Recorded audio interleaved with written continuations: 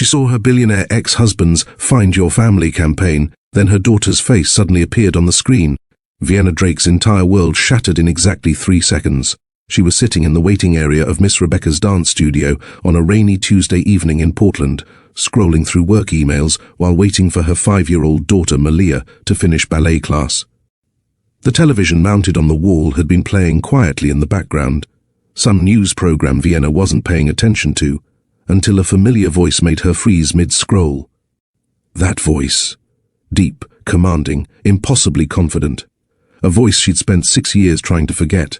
Vienna's head snapped up, and there he was, Noah Bennett. Her ex, the man she'd once loved with every fiber of her being. The billionaire CEO she'd fled from when their relationship imploded in the most painful way possible. He stood at a podium during what looked like a major press conference, his dark hair now touched with grey at the temples, his jaw still sharp and defined, those storm-grey eyes still holding the intensity that had once made her believe in forever. He looked older, more weathered, but somehow even more commanding than she remembered. Today, Bennett Enterprises is launching the Find Your Family initiative, Noah announced, his voice filling the small waiting room. We're partnering with adoption agencies, foster care systems and DNA registries across the country to help families torn apart by circumstance find their way back to each other. Vienna's throat tightened. Her hands began to tremble around her phone. Every child deserves to know where they came from, Noah continued, his expression serious and determined. Every parent deserves the chance to be found. We've compiled a comprehensive database of children seeking biological relatives, and we're using every resource at Bennett Enterprises' disposal to make these connections happen. No. Vienna should have looked away, should have changed the channel, should have walked outside to escape the sound of his voice and the flood of memories threatening to drown her. But she sat frozen, unable to move, unable to breathe, watching the man she'd once planned a future with announce a program that felt designed to destroy the carefully constructed life she'd built. Before I continue, let me just say thank you. Seriously, thank you to every single person who helped us reach over 1,000 subscribers on Mr. Steele Rich Stories. You amazing. People are the reason we can keep bringing you these powerful stories about love, loss, and redemption. And if this story moves you, if it makes you feel something real, please, I'm begging you, hit that share button. Send this to someone who needs to hear it. Your shares help us grow this community and tell more stories that matter. Now, back to Vienna's nightmare. The screen changed. A montage began playing across the television, dozens of children's faces flickering past, each one part of the database Noah's initiative had created. Happy faces, serious faces, hopeful faces of kids searching for biological parents or relatives who might be looking for them. Vienna's pulse hammered in her ears. Her vision narrowed to that screen, to those faces cycling past in an endless stream of hope and longing. And then she saw her, Malia. Her daughter's face appeared on that screen for exactly 3 seconds, but it might as well have been 3 hours for the way time seemed to stop completely. Those bright hazel eyes, Noah's eyes, unmistakably his eyes, sparkled with the same mischief Vienna saw every morning at breakfast. Malia's dark curls framed her face in the photo, which must have been taken at school, somehow uploaded into some database by someone who thought they were helping a child find her missing father. The caption beneath Malia's photo made Vienna's blood run cold. Malia Drake, age 5, seeking biological father. The waiting room tilted sideways. Vienna gripped the edge of her plastic chair so hard her knuckles went white, her breath coming in short, sharp gasps that didn't seem to bring any oxygen to her lungs. The other mothers in the waiting room were chatting amongst themselves, completely unaware that Vienna's carefully constructed reality was collapsing like a house of cards. This couldn't be happening, after everything she'd done to keep them hidden, to keep Malia safe from the complications of the Bennett family dynasty and all its toxic expectations. Her daughter's face had just been broadcast on national television as part of Noah's campaign. Noah would see it. He had to have seen it already. He'd launched this campaign himself. He would review every face, every file, every detail. And when he did, he would do the math that Vienna had been running from for 6 years. Malia was 5 years old. Vienna had disappeared from New York 6 years ago, exactly 3 months after their explosive breakup.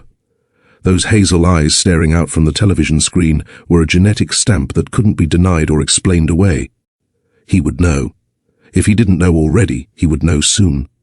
Vienna's phone slipped from her trembling fingers and clattered against the linoleum floor. The sharp sound made a few mothers glance her way with mild concern, but Vienna barely registered their presence. Her mind raced through 1,000 calculations, 1,000 fears, 1,000 scenarios of what came next. 6 years. She'd had 6 years of peace. 6 years of building a quiet, simple life in Portland where nobody knew her history or asked questions about Malia's father. 6 years of working double shifts at the pediatric clinic, raising her daughter alone, carefully avoiding anything that reminded her of the life she'd left behind in New York. She didn't watch financial news. She didn't read society columns. She certainly didn't follow the movements of Bennett Enterprises or its enigmatic CEO. Vienna had become an expert at invisibility, at constructing a life so far removed from her past that it felt safe. But safety, she realized with growing horror, had always been an illusion. How did this happen? How had Malia's photo ended up in that database? Vienna had been so careful. She'd never registered Malia with any genetic testing services, never filled out forms that asked probing questions about absent parents, never signed anything that might create a trail back to Noah. It must have been the school, some well-meaning counselor who'd noticed that Malia's intake forms listed father unknown in the paternal information section and thought they were helping. Or maybe some new program that partnered with schools to identify children who might benefit from family reunification services. Vienna had probably signed something without reading the fine print, too exhausted from working double shifts to scrutinize every permission slip and administrative form.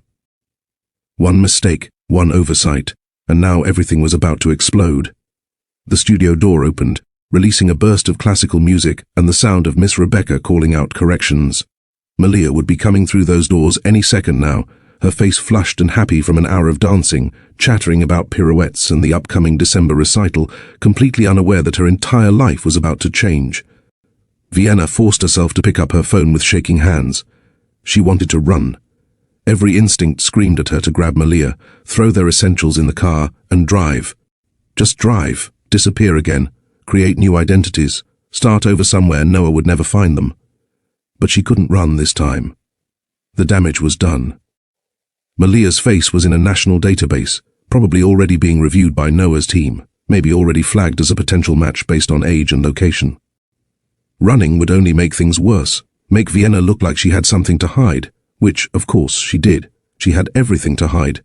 Her daughter, the truth, 6 years of secrets. Vienna pressed her hand against her chest, trying to slow her racing heart. She'd made a choice 6 years ago, a choice she'd believed was right, was necessary, was the only way to protect Malia from the Bennett family's dysfunction and Noah's inability to stand up to his mother's manipulation. She'd chosen to raise her daughter in peace, rather than watch Noah feel trapped by obligation, or worse, watch him try to take Malia away because that's what people with money and power did when they wanted something. But now, sitting in this dance studio waiting room with rain pattering against the windows and Noah's face still burned into her vision, Vienna wondered if she'd actually protected anyone at all, or if she'd just delayed an inevitable confrontation that was now crashing toward her like a freight train with no brakes. The life she'd built, the quiet apartment in the Hawthorne district, the job at the clinic where her co-workers knew nothing about her past, the simple routines of school drop-offs and dance classes and bedtime stories, all of it was about to explode into a million pieces. Because Noah Bennett, the man who'd built a multi-billion-dollar empire through sheer determination and refusal to accept defeat, had just been handed a roadmap straight to the daughter he never knew existed. And Vienna knew, with absolute certainty, that he was coming. The studio door burst open fully, and children began streaming out in their pink tights and leotards, parents rising from chairs to collect their little dancers. Vienna stood on unsteady legs, plastering a smile on her face that felt like it might crack and shatter at any moment. She had to hold it together. For Malia. For just a little while longer, until she could figure out what to do, how to handle the storm that was coming. But as the other parents chatted cheerfully about carpool schedules and upcoming recital rehearsals, Vienna felt like she was drowning in a sea of normalcy that no longer belonged to her. Every sound seemed muffled. Every movement happened in slow motion, her body operating on autopilot while her mind spiraled through increasingly desperate scenarios. She could call a lawyer, but what would she even say? Help me hide my daughter from her billionaire father who just discovered she exists? That wouldn't hold up in any court. And Vienna knew it.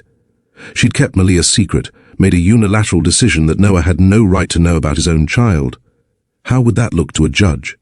She could try to contact Noah first, try to control the narrative, explain her reasons before he showed up angry and demanding answers. But the thought of hearing his voice, of trying to justify 6 years of silence, made Vienna's stomach turn. What could she possibly say that would make this okay? The truth was, there was no way to make this okay. She'd made her choice 6 years ago, and now she had to face the consequences. "Mama!" Vienna's head snapped toward the sound of her daughter's voice. Malia came bounding through the door, her face lit up with the pure, uncomplicated joy of childhood. Her dance bag bounced against her hip.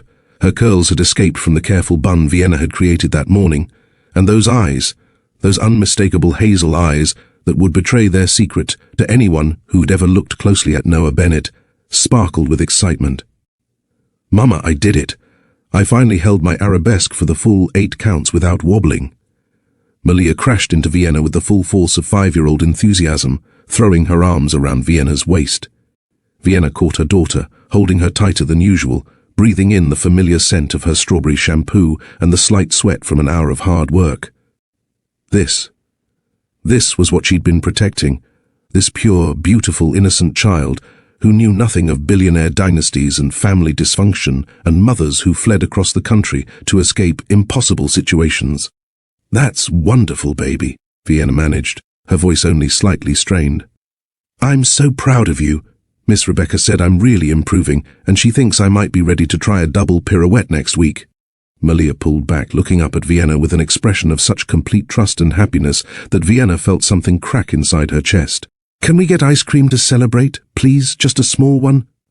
Vienna looked down at her daughter's hopeful face and felt the weight of every decision she'd made 6 years ago pressing down on her shoulders.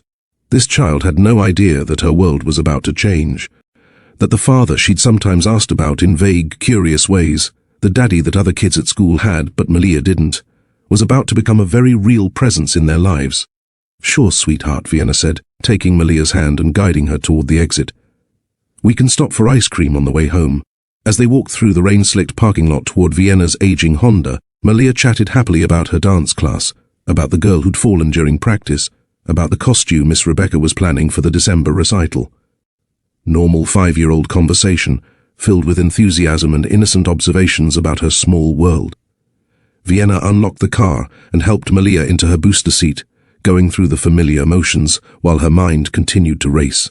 She buckled the straps, checked them twice as she always did, then stood in the rain for a moment with her hand on the car door, letting the cold water run down her face and mix with tears she refused to acknowledge.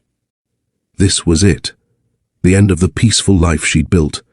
The end of being Vienna Drake, single mother and pediatric clinic worker, woman with no complicated history or dangerous secrets. Noah would find them, probably within days, maybe hours if he was as thorough as she remembered, and then everything would change. The only question was whether she would wait for him to come to her or whether she would find the courage to face him first. Vienna got into the driver's seat and started the engine, glancing in the rearview mirror at Malia, who was already engrossed in making up a song about ballerinas and ice cream. So innocent, so completely unaware of the storm approaching. "I love you, baby girl," Vienna said softly. "I love you too, Mama," Malia replied without looking up from the imaginary choreography she was creating with her hands. "More than all the stars, more than all the stars," Vienna echoed, and pulled out of the parking lot into the rainy Portland evening, driving toward an uncertain future she could no longer avoid. Vienna hadn't always been a woman running from her past. 7 years ago, she'd been ambitious, driven, and standing in the most important presentation of her career. The conference room at Bennett Enterprises occupied the 42nd floor of their Manhattan headquarters, with floor-to-ceiling windows offering views of the city that made Vienna's small-town Oregon upbringing feel like a different lifetime. She'd been 26 years old, a junior architect at Morrison & Associates, and terrified in a way that had nothing to do with heights. "Ms. Drake," the senior partner had said. "You're up." Vienna had stood, smoothing her department store blazer, and approached the head of the table where Noah Bennett sat reviewing her proposal. She'd seen his photo in business magazines, of course. Everyone in architecture knew who Noah Bennett was. 32 years old, brilliant, ruthless, the man who'd transformed his family's struggling real estate company into a multi-billion-dollar empire with projects spanning 3 continents. But photos hadn't prepared her for the reality of him, the sharp intelligence in those storm-grey eyes, the way he listened with complete focus, like every word mattered, the intensity that seemed to fill the entire room. "Mr. Bennett," Vienna had begun, her voice steadier than she felt. "Thank you for considering our proposal for the Waterside District redevelopment." She'd launched into her presentation, explaining her vision for transforming the forgotten industrial buildings of Lower Manhattan into something that served the community rather than just showcasing wealth. Affordable housing integrated with green corridors, public spaces designed for families who'd been priced out of the neighborhood, preservation of the district's industrial character while making it accessible and alive. Her hands had moved across the architectural renderings, passionate and precise, as she detailed how they could honor the past while building something sustainable for the future. She'd been so focused on making her case that she hadn't noticed Noah leaning forward in his chair, his attention locked entirely on her. When she paused to take a breath, she found him staring at her with an expression that made her forget her next sentence completely. "Continue," Noah had said, and the corner of his mouth quivered slightly. "I want to hear everything you're thinking. That meeting lasted 2 hours instead of the scheduled 45 minutes. Noah had asked questions that proved he'd actually read her proposal, challenged assumptions that made her defend her vision even more passionately, and by the end, Vienna had felt something shift in the room, something that had nothing to do with architecture. The project was approved on the spot, but it was what Noah said as everyone filed out that changed Vienna's trajectory completely. "I want weekly progress meetings," he'd told her senior partner, his eyes still on Vienna. With Miss Drake. Specifically, the weekly meetings became the highlight of Vienna's life, though she tried desperately not to let it show. Noah insisted on being involved in every detail of the Waterside project, which was unusual for a CEO of his stature. He showed up to construction site visits. He reviewed blueprints personally. He challenged Vienna's design choices not to undermine her, but to push her thinking further, to make the project better than either of them had initially conceived. "You're not thinking big enough," Noah had said during their 3rd meeting, spreading revised plans across his office desk. It was 9 o'clock on a Thursday night, and they were surrounded by empty takeout containers.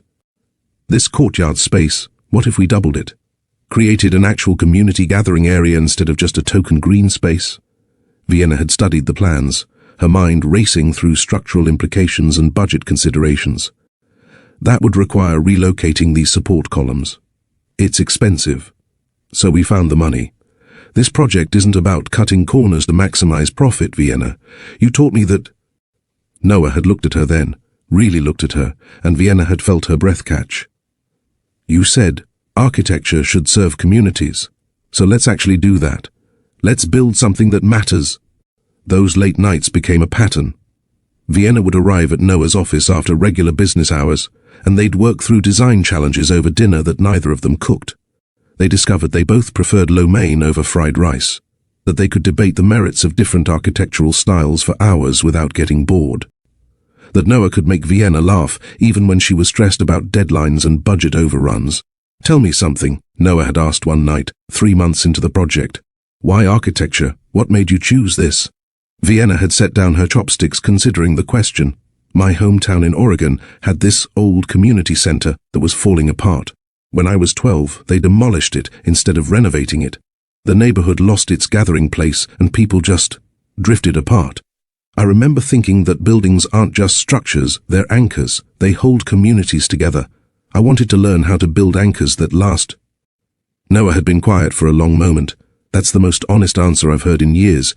Everyone I work with talks about profit margins and return on investment. You talk about anchoring communities. Does that make me naive?" "It makes you remarkable," Noah had said, and the way he looked at her made Vienna's heart hammer against her ribs. The first kiss happened on the Waterside construction site itself, 4 months into the project. Vienna had been walking through the skeletal frames of buildings being reborn, checking that the afternoon's concrete pour had set properly. It was late, past 10, and she thought she was alone until she heard footsteps behind her. "You should wear a hard hat," Noah had said, appearing beside her with 2 helmets.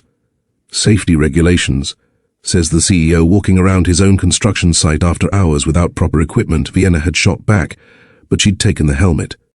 They'd walked through the space together, Vienna pointing out how the plans were translating into reality, the courtyard taking shape, the residential units maintaining the industrial aesthetic while being modernized for actual livability. Noah had listened with that focused attention he always gave her, asking questions that showed he genuinely cared about the vision they were building together. "This is going to be beautiful," Noah had said, standing in what would eventually become the Central Plaza. "You're going to change this neighborhood." "We're going to change it," Vienna had corrected. "This wouldn't exist without you backing it. I backed it because of you. Because you made me believe buildings could be more than just investments." Noah had reached out, brushing cement dust from her cheek, and Vienna had stopped breathing entirely. "Vienna, don't," she'd whispered, but she hadn't moved away. "Don't what?" "Don't do whatever you're about to do if you don't mean it." Noah's thumb had traced her jawline, his storm grey eyes searching hers. "I don't do this. I don't mix business with—" "Neither do I," Vienna had interrupted, her heart racing, but then his lips were on hers, and the whole city seemed to disappear. The kiss was gentle at first, almost tentative, like they were both testing whether this was real or just the result of too many late nights and too much shared passion for the work. But then Vienna's hands found his collar, pulling him closer, and Noah's arms wrapped around her waist and gently became desperate. When they finally pulled apart, both breathing hard, Noah had pressed his forehead against hers. "We probably shouldn't have done that," he'd murmured. "Probably not," Vienna had agreed. "I'm going to do it again anyway." "Good," Vienna had said, and she'd kissed him first this time. For 18 months, Vienna lived in a kind of happiness she hadn't known was possible. The invitation to the Bennett family's annual summer gathering arrived on a Tuesday morning, delivered by courier to Vienna's apartment like it was some kind of state document. Vienna had stared at the heavy cream cardstock with its embossed gold lettering, feeling both excited and terrified. In the 18 months she and Noah had been together, she'd never met his family. He'd mentioned them occasionally, usually in the context of business obligations or family expectations, but he'd kept that part of his life carefully separate from what they'd built together. "My mother wants to meet you," Noah had said that evening, finding Vienna on her apartment balcony with the invitation still in her hand. He'd wrapped his arms around her from behind, resting his chin on her shoulder. "I know it's intimidating, but it's important to me that you come." "Important how?" Vienna had asked. "Important because you're important, because what we have is real, and I want my family to see that—" Noah had turned her to face him, his storm grey eyes serious. "I'm not going to pretend they're easy people, Vienna. My mother has very specific ideas about how things should be, but I need you to trust that what we have is stronger than their opinions." Vienna had wanted to believe him. She'd kissed him and said yes, she'd go, she'd meet the formidable Patricia Bennett and whatever came with that experience. She'd bought a new dress for the occasion, nothing too expensive because Vienna's architect salary didn't stretch to designer labels, but something elegant and professional that she hoped would make the right impression. Navy blue, modest neckline, the kind of dress that said she respected the formality of the event without trying too hard. The drive to the Hamptons had taken 2 hours. Noah had held her hand the entire way, occasionally squeezing it reassuringly, but Vienna noticed the tension in his shoulders increasing with every mile. By the time they pulled up to the Bennett family compound, a sprawling estate that made Vienna's childhood home look like a garden shed, her stomach was in knots. "Remember," Noah had said, helping her out of the car, "you're brilliant, you're accomplished, and you have nothing to prove to anyone, just be yourself." But Vienna was about to learn that being herself was exactly the problem. Patricia Bennett was a woman who could freeze a room with a single glance. She stood in the foyer of the main house, perfectly coiffed in white linen that probably cost more than Vienna's monthly rent, greeting guests with a kind of practiced warmth that never quite reached her eyes. When Noah introduced Vienna, Patricia's gaze swept over her in one comprehensive assessment that felt like being catalogued and filed under insufficient. "Vienna," Patricia said, extending a hand that felt cold even in the summer heat. "How lovely to finally meet you. Noah has mentioned you're involved in some sort of building project." "I'm an architect," Vienna had replied, trying to match Patricia's polished tone. "I've been working on the Waterside District redevelopment with Noah's company." "How quaint." Patricia's smile didn't waver, but something sharp glinted in her eyes. "Architecture. Such a demanding field, I'm sure." The word quaint landed like a slap, but Vienna forced herself to smile. Dinner was worse. Vienna found herself seated between Noah's aunt, a woman who spent the entire meal discussing yacht maintenance, and a family friend who seemed confused about why Vienna was there at all. Across the table, Patricia held court, discussing charitable foundations and society events with the ease of someone who'd been born into this world. "Noah, darling," Patricia said during the main course, her voice carrying easily across the table. "I spoke with Margaret Sterling last week. Her daughter Veronica just returned from Milan. She's doing fascinating work in sustainable design. Now there's a family with proper connections in the industry." Vienna's fork paused halfway to her mouth. The message was clear and brutal. Veronica Sterling, with her pedigree and connections, was an appropriate match. Vienna, with her state school education and modest background, was not. Noah's jaw tightened. "Mother, I'm simply saying that Bennett Enterprises requires certain considerations when choosing partnerships," Patricia continued smoothly, cutting into her salmon with surgical precision, professional and otherwise. "Legacy matters, Noah. You know this." Vienna felt the eyes of everyone at the table on her. Some sympathetic, some curious, some openly assessing whether she'd break under the pressure. She set down her fork carefully, her appetite completely gone. Noah reached for her hand under the table, squeezing it hard, but he didn't contradict his mother. He didn't defend Vienna or their relationship. He just sat there, torn between two worlds, and Vienna felt the first hairline crack form in the foundation of everything they'd built. The terrace confrontation happened after dinner, when guests had scattered across the estate's grounds with after-dinner drinks. Vienna had escaped outside, needing air and space away from Patricia's calculated coldness. She stood at the railing overlooking the ocean, watching waves crash against the private beach, wondering if she'd made a terrible mistake coming here. Beautiful view, isn't it? Vienna turned to find Trevor Bennett approaching with a tumbler of whiskey in his hand. Noah's younger brother was 30, handsome in a way that was almost too perfect, with the same sharp features as Noah, but none of the depth in his eyes. "It is," Vienna agreed cautiously.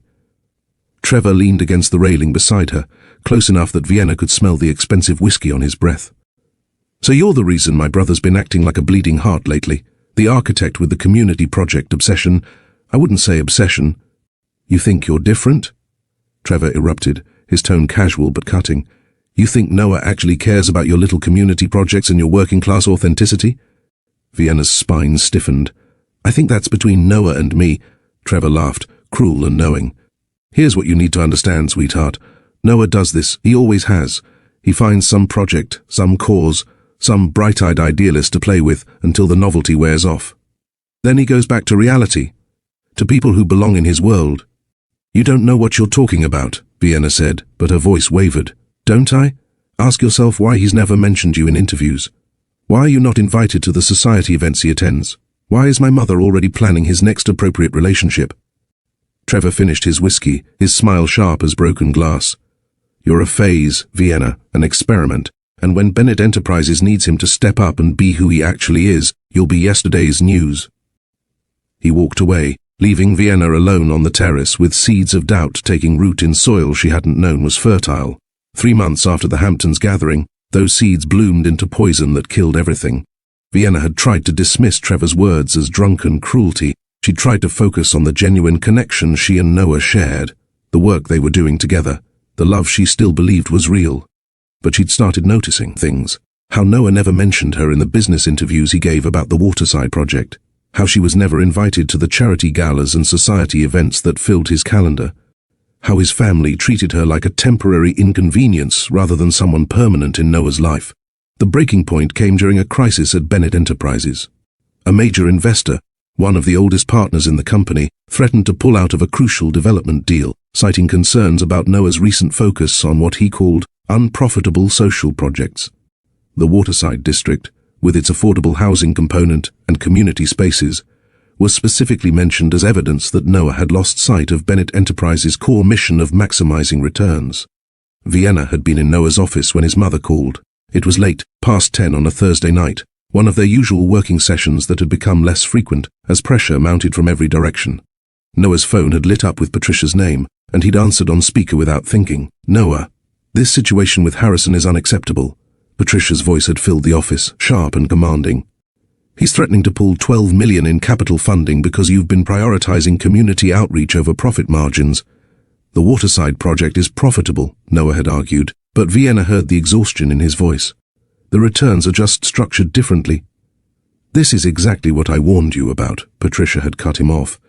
"That girl has you thinking like a non-profit when you should be thinking like a Bennett.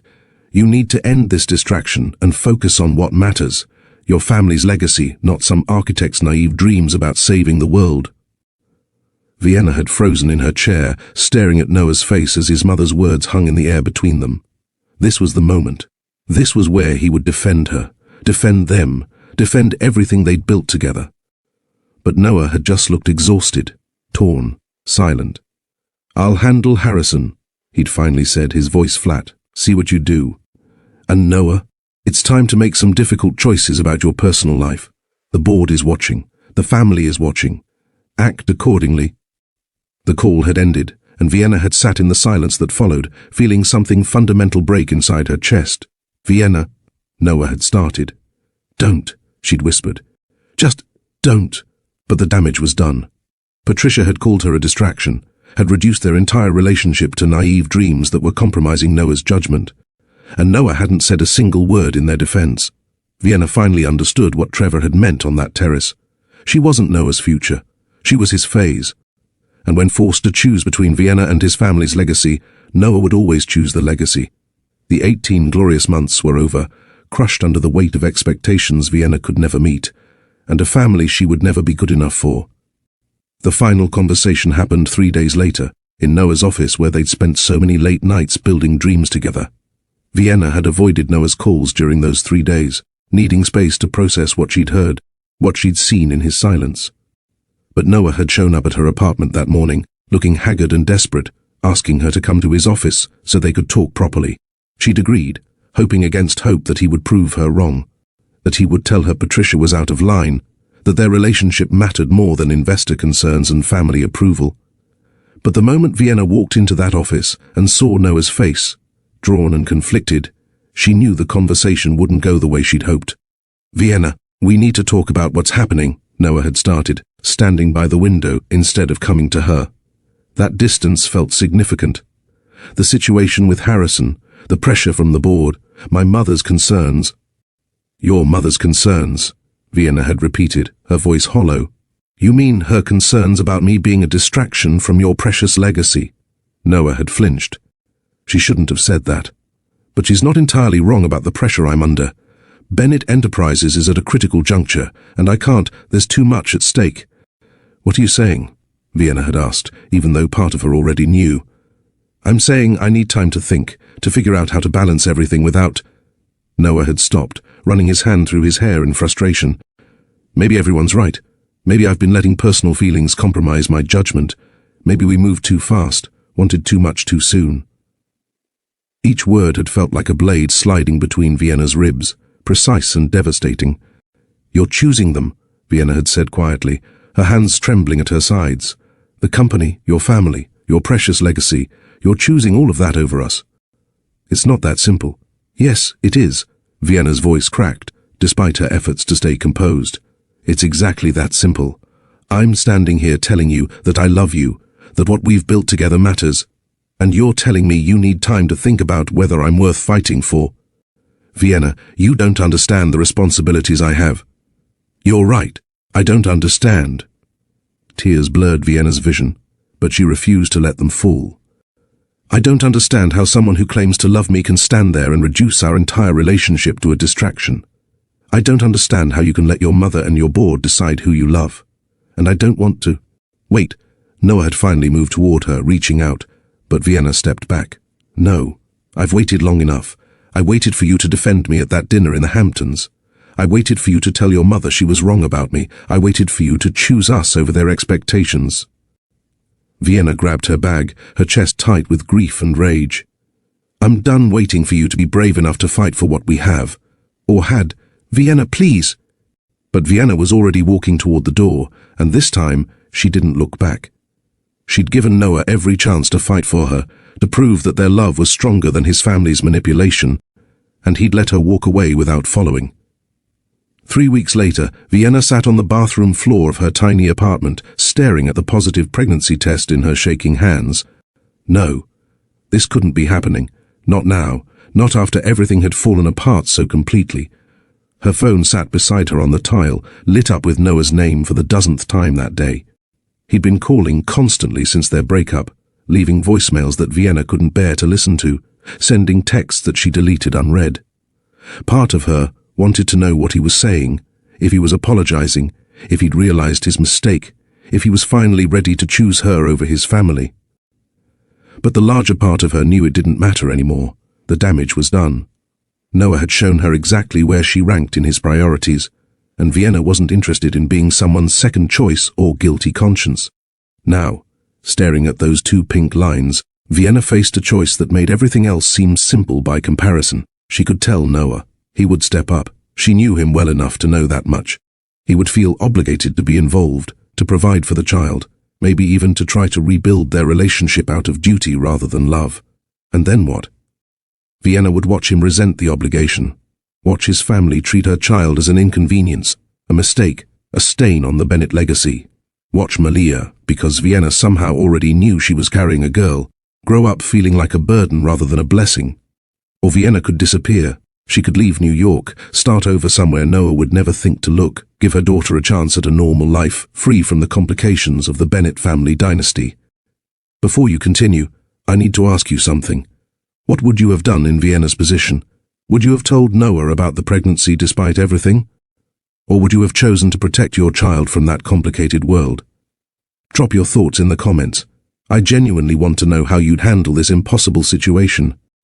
Vienna made her choice sitting on that bathroom floor with morning sickness churning in her stomach and tears streaming down her face. She would disappear. She would give her daughter the peaceful, uncomplicated life that Vienna herself had grown up with, the kind of childhood where love mattered more than legacy, where worth wasn't measured in stock portfolios and society connections. The next 2 weeks passed in a blur of careful planning. Vienna gave notice at Morrison & Associates, citing family reasons that nobody questioned. She broke her lease, sold most of her furniture, packed everything essential into her 12-year-old Honda.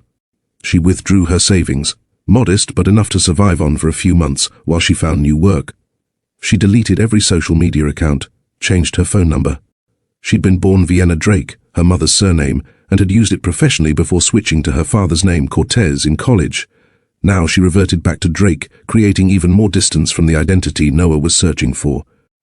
Portland, Oregon became her destination for no reason, except that it was across the country from New York, in a city large enough to disappear into, but small enough to feel manageable.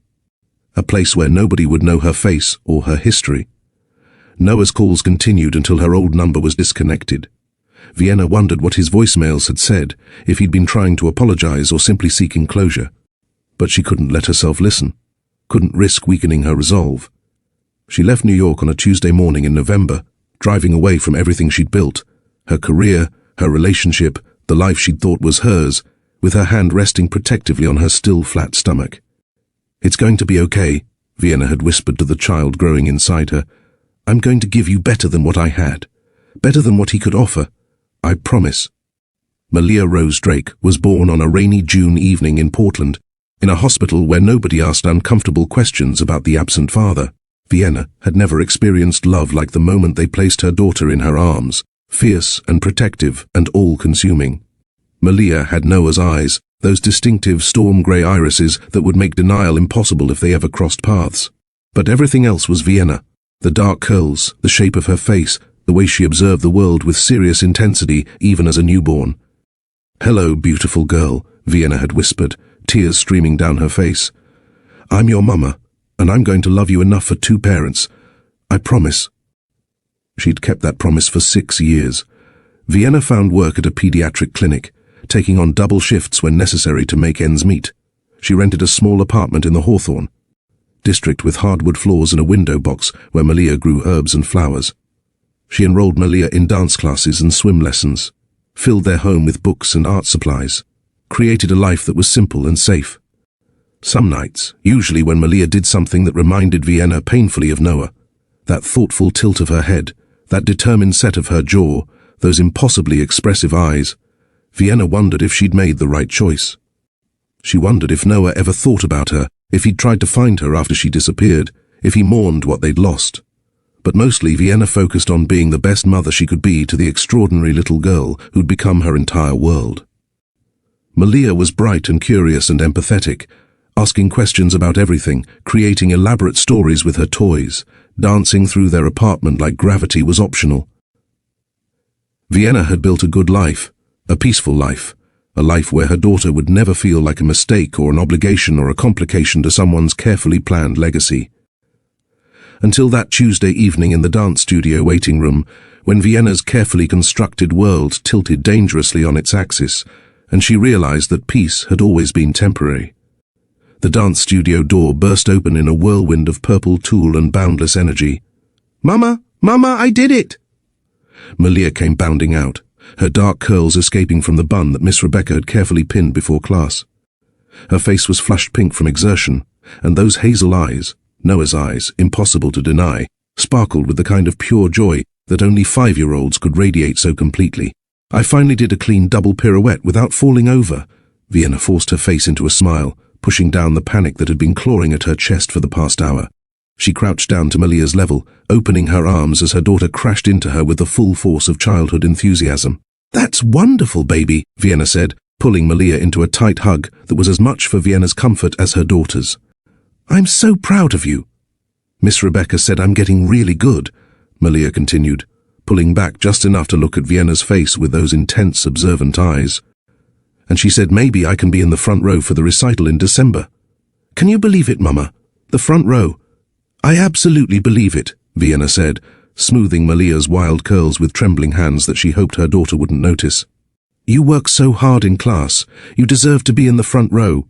Malia beamed, then launched into a detailed explanation of exactly how she'd managed the double pirouette, something about spotting the mirror and keeping her arms tight and remembering to push off properly. Vienna nodded and made appropriate sounds of interest, but her mind was still back in that waiting room, still seeing her daughter's face flash across the television screen with that devastating caption beneath it. "And then Sophia, you know, the girl with the really shiny shoes. She tried to do a triple but she fell, and Miss Rebecca said, 'We're not ready for triples yet. We need to master doubles first,' which I did, so maybe next month I can try triples. What do you think, Mama?" "I think you should listen to Miss Rebecca," Vienna managed, standing up and taking Malia's small hand in hers. "Come on, sweetheart. Let's get you home. I'll make your favorite pasta for dinner." Malia's face lit up even brighter. "With the special sauce?" "With the special sauce," Vienna confirmed, grateful for the familiar routine of this conversation, this ritual they'd performed dozens of times. They walked through the Portland drizzle toward the parking lot, Malia chattering about dance class politics, who got to demonstrate the new combination, which girl had complained about the music being too fast, what costume Miss Rebecca was thinking about for the December recital. Normal 5-year-old concerns, beautiful, innocent, blissfully unaware that the foundation of her world was about to shift. Vienna unlocked the car and helped Malia into her booster seat in the back, buckling the straps with practiced efficiency. But when Vienna leaned back, she found Malia staring at her with an intensity that was unsettling in someone so young. "Mama?" Malia's small hands reached up to frame Vienna's face, her expression suddenly serious. "Are you okay? You look sad." Vienna's heart clenched. Malia had always been perceptive empathetic, in ways that seemed beyond her years. She noticed when Vienna was tired from double shifts, brought her drawings to cheer her up, asked thoughtful questions about feelings and fairness that sometimes left Vienna speechless. "I'm fine, baby," Vienna lied, forcing brightness into her voice. "Just a long day at work. Lots of patients at the clinic." Malia studied her face for another moment, those hazel eyes searching.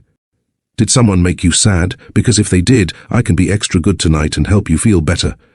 The offer was so pure, so genuinely meant, that Vienna felt tears prick at her eyes. She kissed Malia's forehead, breathing in the scent of her daughter's strawberry shampoo and the faint smell of dance studio rosin. "You make me feel better just by being you," Vienna whispered. "I love you so much, Malia Rose. I love you too, Mama." Malia wrapped her small arms around Vienna's neck in a tight squeeze. "More than all the stars." "More than all the stars," Vienna echoed their familiar phrase, then pulled back and closed the car door before Malia could see the tears threatening to fall.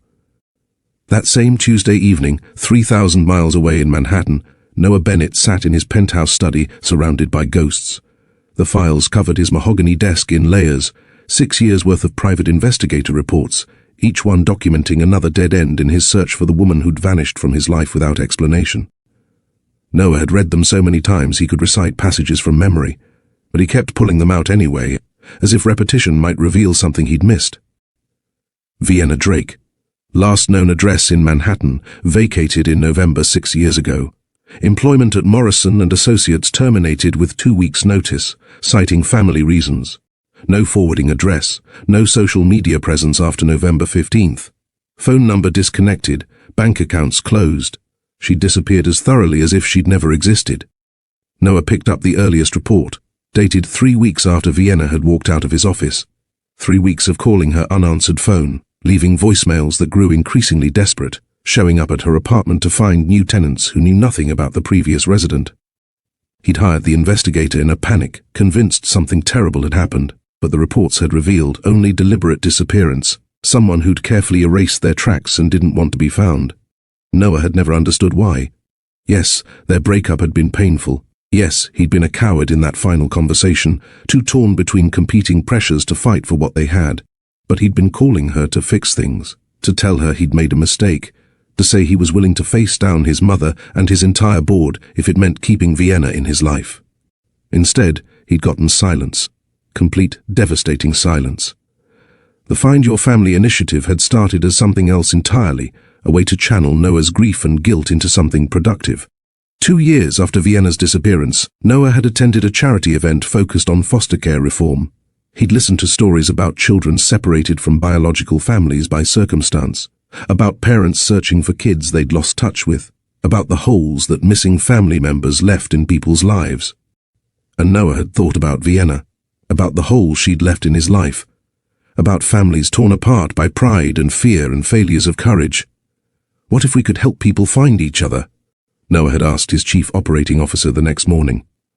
What if Bennett Enterprises partnered with adoption agencies, foster care systems, DNA registries, built a comprehensive database to help reunite families? His board had questioned it, of course.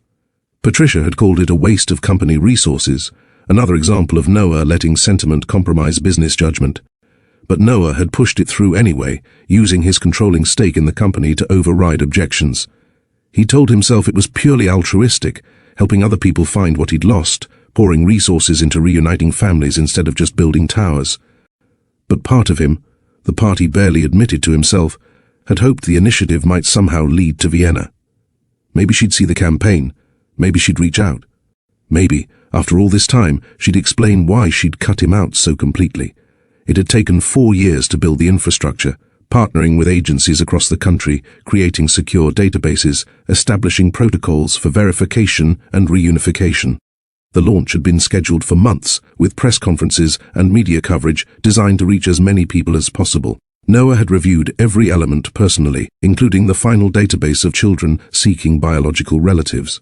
Hundreds of faces, each representing a family searching for connection. And then he'd seen her. Noah had been in his study when the final database review appeared on his laptop screen. It was late, past 11, and he'd been working through the last details before the next day's official launch. The faces had scrolled past in a steady stream. Toddlers, teenagers, young adults, each with their story of separation and hope. Noah had reviewed them clinically, professionally, until one face made him stop breathing entirely. The girl couldn't have been more than 5 years old. She had dark curls that cascaded around her face in a way that reminded Noah painfully of Vienna. But it was the eyes that stopped his heart, storm grey, intense, observant. His eyes. Looking back at him from a stranger's face, Noah's hand had frozen on the mouse, his chest had tightened with a feeling he couldn't name, recognition, shock, impossible hope. The file information loaded beside the photo. Name, Malia Drake, age, 5 years old, location, Portland, Oregon, mother, Vienna Drake, father, unknown status, seeking biological father. Noah had stared at that screen for what felt like hours, but was probably only minutes. His mind raced through calculations that made his hands shake. Malia was 5 years old. Vienna had disappeared 6 years ago. If she'd been pregnant when she left, if this child was his daughter, why hadn't Vienna told him? The eyes were unmistakable. Noah had seen his own face in mirrors for 38 years. He knew those eyes, that particular shade of grey, the intensity of expression even in a child's face. Vienna Drake. She'd been using her mother's maiden name all along, creating distance from the Cortez surname he'd been searching for. That's why the investigators had never found her. They'd been looking for the wrong name. Noah had immediately called his head of security. "I need everything you can find on Vienna Drake in Portland, Oregon, mother of a 5-year-old girl named Malia. I need it tonight. Now, here's where I need to pause and ask you something important. If you were Noah, and you just discovered you had a 5-year-old daughter you never knew existed, a daughter your ex-partner hid from you for years, would you feel like you deserved to know the truth? Or would you think Vienna had valid reasons for keeping this secret? Drop your honest thoughts in the comments, because this question is at the heart of everything that happens next." The preliminary report had arrived within 2 hours, confirming everything Noah's heart already knew. Vienna Drake, formerly Vienna Cortez, age 33, employed at Riverside Pediatric Clinic in Portland. Residence, modest apartment in the Hawthorne district. No marriage record, no other children, single mother raising Malia alone. The investigators' notes included school records, medical files obtained through sources Noah didn't question. Malia's birth date, June 18th, 6 years ago, exactly 9 months after Vienna had disappeared from New York. Noah had sat at his desk, staring at Malia's photo beside Vienna's driver's license picture that the investigator had pulled from DMV records. His daughter. Their daughter. The family he'd lost without ever knowing it existed. The rage had come first, white-hot and righteous. Vienna had been pregnant when she left. She'd known she was carrying his child, and had chosen to disappear rather than tell him. She'd made the decision to raise their daughter alone, to keep Malia from him, to deprive him of 6 years of his daughter's life. 6 years of first words and first steps. 6 years of birthdays and bedtime stories. 6 years of being a father that Vienna had stolen from him. But beneath the rage was something more complicated. Grief for what he'd lost, guilt for the role he'd played in Vienna's decision to run, and a desperate, aching need to meet the daughter whose face looked so much like his own. Noah stood at his floor-to-ceiling windows, looking out at the glittering Manhattan skyline. The same view he'd once shared with Vienna while discussing dreams and blueprints and futures they'd both believed in. Somewhere across the country, the woman he'd never stopped loving was raising a child who had his eyes. His daughter. Their daughter. A soft knock interrupted Noah's thoughts. His executive assistant stood in the doorway looking concerned. "Mr. Bennett, your jet is ready at Teterboro. We can leave for Portland. Within the hour." Noah had made the call an hour ago, as soon as the investigator's report confirmed what he already knew. There was no question of whether to go, only how quickly he could get there. "Tell the pilot we're wheels up in 30 minutes, Noah said, his voice carrying the determination that had built an empire and would now reclaim his family. "And contact the Peninsula Hotel in Portland. Book the suite indefinitely. I don't know how long I'll be staying, but I'm not leaving until I get answers." 2 days after Vienna saw Malia's face on that television screen, someone knocked on her apartment door at 7:30 on a Thursday evening. Vienna had been cleaning up after dinner, while Malia sat at their small kitchen table working on a drawing of ballerinas. The knock was firm, deliberate, the kind of knock that said the person on the other side wasn't going away. Vienna's hands froze in the soapy dishwater. Her heart began hammering against her ribs in a rhythm that felt like panic and inevitability colliding. She knew. Somehow, she knew exactly who was standing on the other side of that door. "Mama, someone's knocking," Malia said helpfully, not looking up from her drawing. "I know, baby. Keep coloring. I'll get it." Vienna dried her hands on a towel, her legs feeling unsteady as she crossed the small living room. She paused at the door, her hand on the knob, taking one breath to prepare herself for what came next. Then she opened it. Noah Bennett stood in the hallway of her modest apartment building, looking completely out of place in his tailored suit and expensive shoes.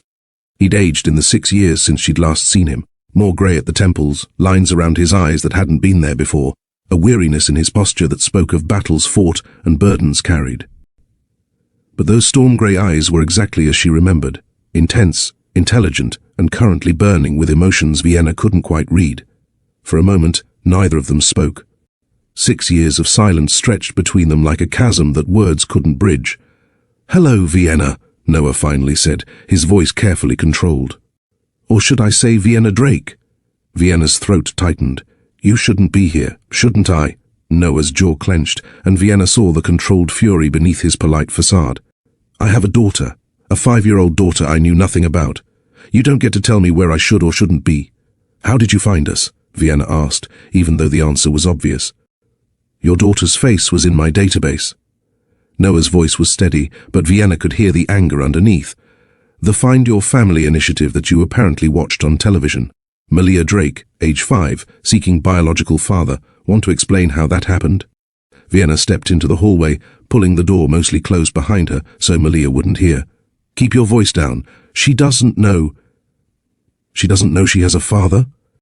Noah interrupted, his control finally cracking. I wonder why that is, Vienna.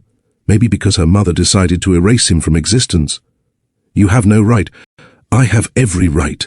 Noah's voice rose, then dropped again as he visibly fought for composure. 6 years, Vienna. 6 years I've been looking for you. 6 years of private investigators and dead ends and wondering what the hell happened. And all that time, you were here, raising our daughter, and you never said a word. You want to know what happened. Vienna's own anger flared, hot and defensive. You happened, Noah. You and your mother and your board and your precious family legacy that mattered more than us. That's not fair, isn't it? Vienna crossed her arms, fighting tears she refused to let fall. You chose them. When it came down to choosing between me and everything they wanted for you, you chose them. You told me you needed time to think, like our entire relationship was something you had to weigh against profit margins. I was calling you to fix things. Noah's frustration was clear now. For 3 weeks, I called you constantly. I was ready to tell you I'd made a mistake, that I was willing to face my mother and the board and anyone else who had a problem with us. But you were gone. You disappeared completely, and I had no idea why. You were 3 weeks too late, Vienna said quietly, and something in her tone made Noah stop mid-breath. What does that mean? Vienna looked away, unable to meet his eyes. I found out I was pregnant 3 weeks after I walked out of your office. 3 weeks after you let me leave without fighting for us. She watched the realization hit him like a physical blow. Noah's face went pale, his hand reaching out to brace against the hallway wall. You were pregnant, he said, his voice hollow. When you left New York, you were pregnant with Malia. Yes. And you didn't tell me no. Vienna forced herself to look at him, to face the hurt and anger in his eyes. I didn't tell you because I wasn't going to trap you with obligation. I wasn't going to watch you resent being forced into fatherhood because your ex-girlfriend got pregnant. And I wasn't going to expose my daughter to your family's poison. My family's... Noah stopped processing. You thought I would see our child as an obligation? As a trap? What else was I supposed to think? Vienna's voice broke despite her efforts to stay strong. You couldn't even defend me at a dinner party, Noah. You couldn't tell your mother she was wrong about me. You chose to let me walk away rather than fight for what we had. So yes, I thought you'd feel trapped. I thought you'd do the right thing out of duty, and I'd spend the rest of my life watching you wish you'd never met me. Noah was quiet for a long moment, his jaw working as he struggled with something. When he spoke again, his voice was raw. You're right. About 6 years ago anyway. I was a coward. I let my mother's expectations and board pressure paralyze me when I should have been fighting for us. I failed you, Vienna. I know that...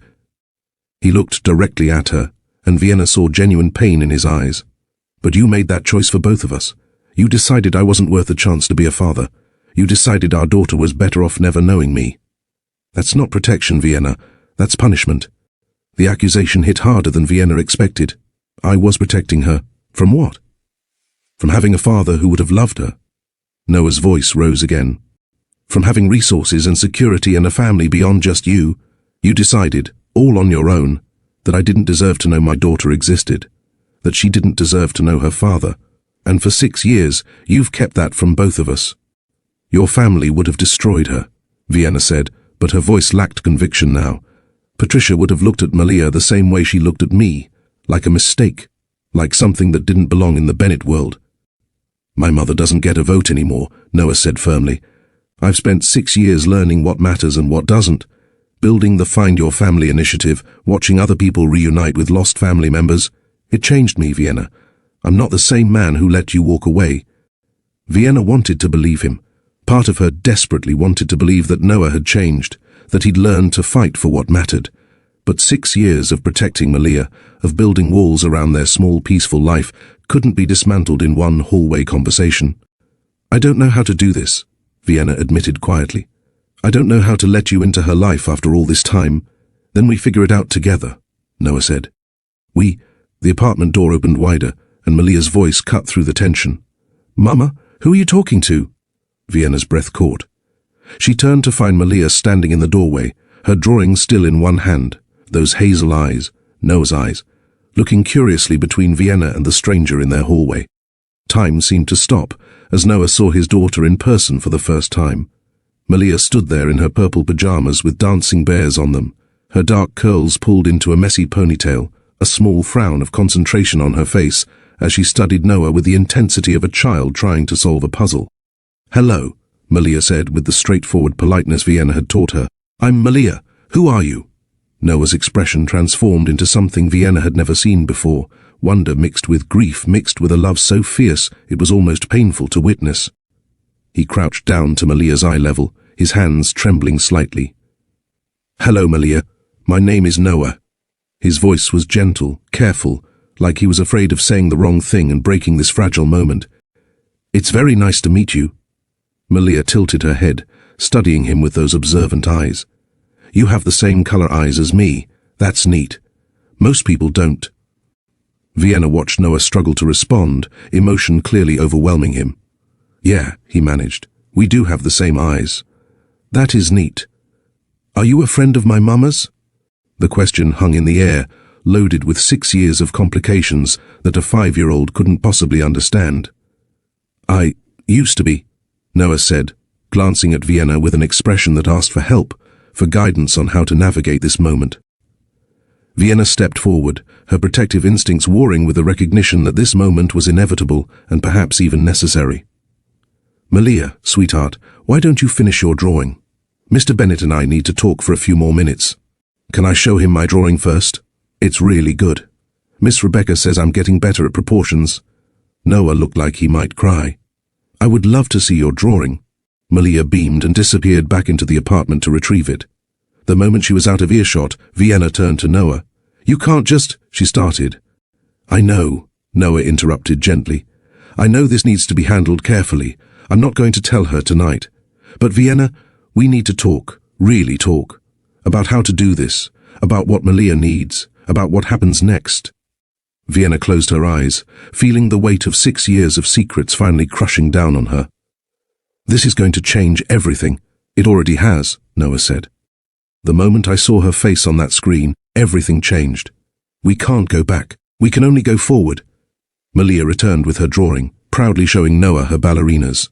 And as Vienna watched Noah admire her daughter's artwork with genuine interest and wonder, she realized he was right. Everything had already changed.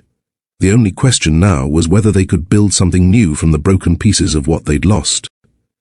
Noah Bennett didn't leave Portland. Days turned into a week, then 2 weeks, and the CEO, who'd once treated every minute as a calculated investment, remained at the Peninsula Hotel, conducting board meetings via video conference and rearranging his entire life around a 5-year-old girl he was just beginning to know. Vienna had expected him to demand immediate access, to use lawyers and money to force his way into Malia's life. Instead, Noah had asked what Vienna needed, what would make this transition easiest for their daughter.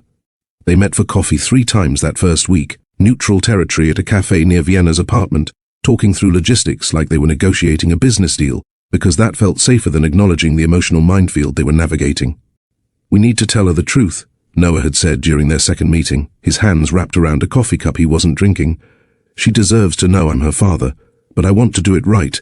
I want your input on timing, on how to explain it in a way that doesn't scare her or make her feel like her world is being turned upside down. Vienna had studied him across the table, looking for signs of the man who'd let family pressure destroy their relationship. But this Noah was different, more certain, more grounded, willing to wait and listen, rather than demanding immediate resolution. She's going to have questions, Vienna had said carefully, about where you've been, why you weren't there before. I don't want her to think she wasn't wanted. She was wanted, Noah had said fiercely.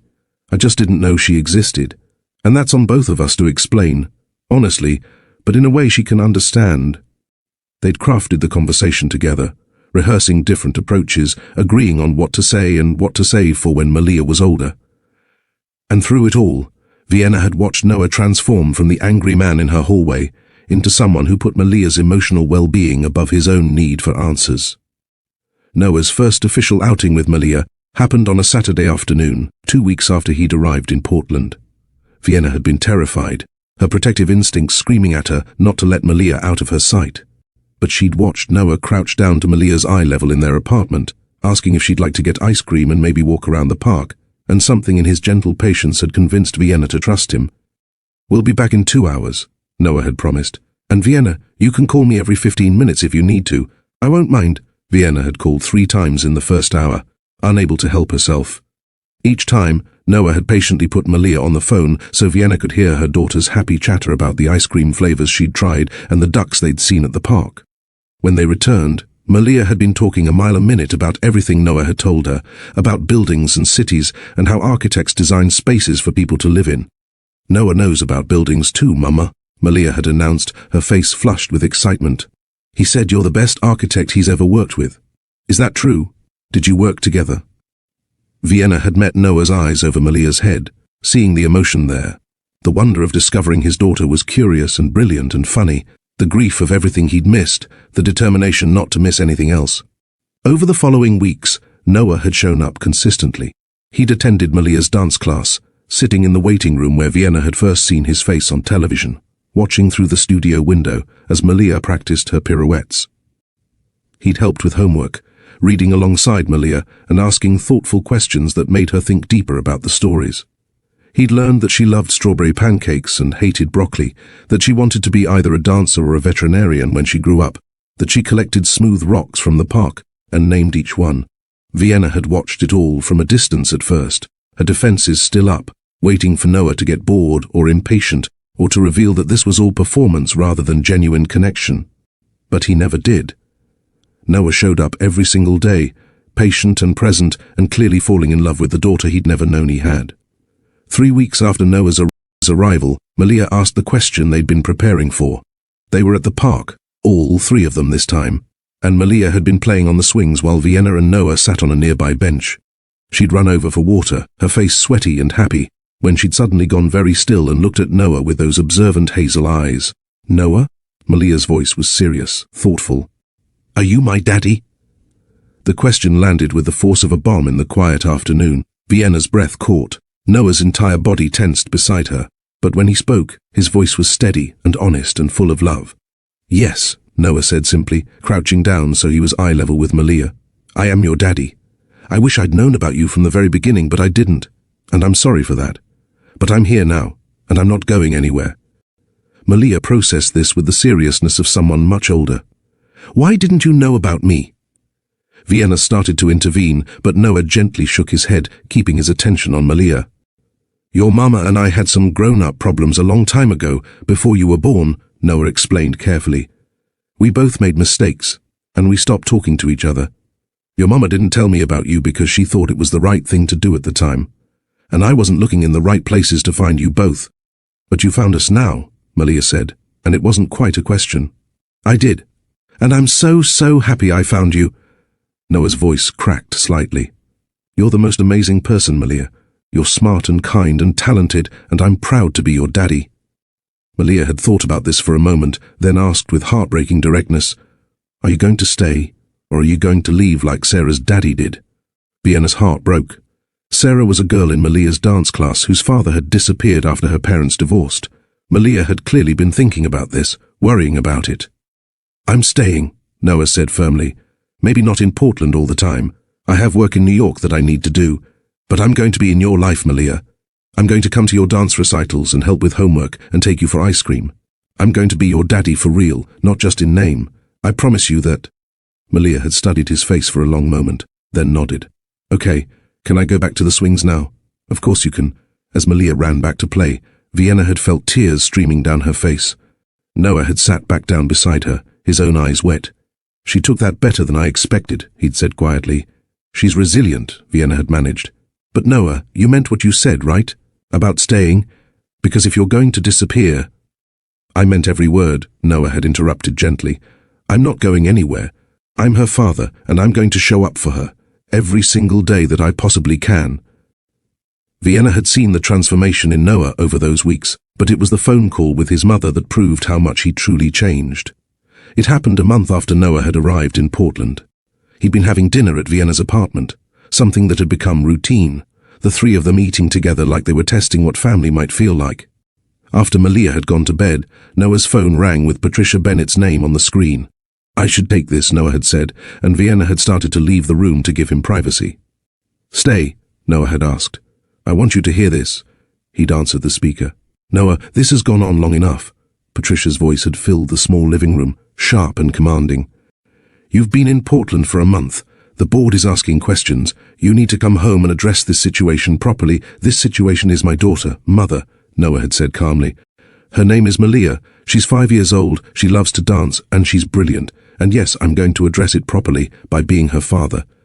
Don't be naive, Noah. You can provide for the child financially without disrupting your entire life. Set up a trust, arrange for appropriate support, and—" "No." Noah's voice had been firm, final. "I'm not doing this your way. Malia is my daughter. Vienna is Malia's mother. You can accept that and be part of your granddaughter's life, or you can stay in New York and miss everything. Your choice, Mother." The silence on the other end had been profound. Vienna had watched Noah's face, seeing the determination there, the man who'd finally learned to choose what mattered over what was expected. "You're serious," Patricia had finally said, and for the first time Vienna could remember, she'd sounded uncertain, completely serious. "I've spent 6 years building initiatives to reunite families. I'm not going to ignore my own daughter because it's inconvenient for Bennett Enterprises or your social calendar." Noah's voice had softened slightly.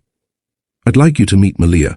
I'd like her to know her grandmother, but that only happens if you can treat Vienna with respect and accept that they're both permanent parts of my life now." Another long silence. "Then I'll need to think about this." "You do that," Noah had said. "But while you're thinking, understand this. I'm not the same person I was 6 years ago. I learned what matters, and Malia matters more than anything else." He'd ended the call, and Vienna had stared at him in shock. "You just stood up to Patricia Bennett," she'd said, almost not believing it. "I should have done it 6 years ago," Noah had replied.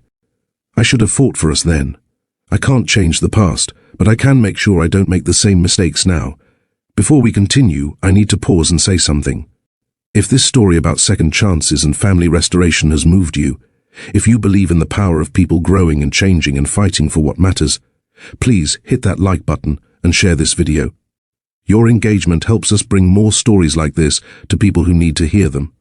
And drop a comment about your own experiences with second chances or family healing. This community is built on your voices, and we want to hear from you. The changes came gradually, but they were real. Noah established a trust for Malia's education and future, but more importantly, he established himself as a present father. He flew back to New York for critical board meetings, but he always returned within 48 hours, bringing Malia small gifts. Not expensive toys, but thoughtful things like books she'd mentioned wanting, or a smooth rock he'd found that would fit perfectly in her collection. He found an apartment in Portland, refusing to continue living in a hotel when he had a daughter nearby. He adjusted his schedule so he could attend Malia's dance classes and school events. He coordinated with Vienna on parenting decisions, learning to co-parent with someone he'd once loved, and was slowly learning to trust again. And Vienna, despite her fears and protective instincts, found herself watching Noah with new eyes. This wasn't the man who'd buckled under family pressure 6 years ago. This was someone who'd fought his own board to launch a social initiative, who'd learned to prioritize what mattered over what was profitable. This was a man who sat on the floor playing with toy horses, who braided Malia's hair with surprising competence after watching tutorials, who read bedtime stories with different voices for each character. This was the man Vienna had fallen in love with, but stronger, more certain, finally brave enough to fight for his family. The December recital arrived with the first real snowfall Portland had seen in years. Malia had been practicing for months, perfecting her routine, talking endlessly about the front row position she'd earned through hard work and determination. She'd been most excited about one thing: both her parents would be there watching. Vienna and Noah arrived together, sitting side by side in the crowded auditorium. When Malia came on stage in her costume, a purple tutu that matched her dance bag, her eyes immediately scanned the audience. The moment she spotted Vienna and Noah sitting together, her entire face lit up with a smile so bright it made Vienna's chest ache. That smile. That joy of seeing both parents present, supporting her, being a family even if it was a complicated one. Thank you for taking this emotional journey with us. Vienna, Noah, and Malia's story is about second chances, about people learning to fight for what matters, about families that can heal even after being broken. If this story moved you, if you believe in the power of redemption and the possibility of rebuilding trust, please subscribe to Mr. Steele Rich Stories. Hit that notification bell so you never miss the powerful narratives we bring to you every week. And I want to hear from you. Have you experienced a second chance in your own life? Have you seen people grow and change and become better versions of themselves? Drop your stories in the comments. This community is built on your voices, your experiences, your belief that people and relationships can heal. Share this video with someone who needs to hear that it's never too late to choose what matters, that families can find their way back together, that love, real love, is worth fighting for even when it's hard. We have more incredible stories coming your way, tales of courage, transformation, and the resilience of the human heart. What story should we tell next? Let us know in the comments. Until next time, remember, the families we build, the choices we make to show up for the people we love. That's what creates a legacy that actually matters. This is Mr. Steele Rich Stories, where every narrative reminds us that hope, healing, and second chances are always possible. Thank you for being part of this community. We'll see you in the next story.